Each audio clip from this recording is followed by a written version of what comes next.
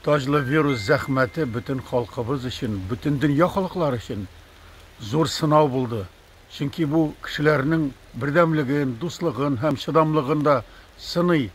Şu şartlarda, mine şul tabiat beleleri bulgan vakitte nişik çıdarga tiyiş, eğer de kişinin selametligi bulmasa, görmevçiler, işitmevçiler, arbada oturuşular nişik yaşarga tiyiş, nişik hareket ederga tiyiş. Bütün kişiler ide biklenip oturganda. Kazandagi Yerdem Fondu şu işni başkara, yerdemni uyuştura, turmuş yolu degan proyekt boyunca ul muhtajlarga koynar rizq tarata, keraklilerini kitirte. Mine bu bik zor izgi iş. Tatar işgüzarları, bütün milletlerinin de şuşunday mihribanlık kişileri bu işte katnaşsa, elbette bir kimde yalgız kalmayacak. Şu yerdemni biz ko'rsatgan vaqtda yerdamni aluvchilar 100 tapqir, 1000 tapqir ortacak.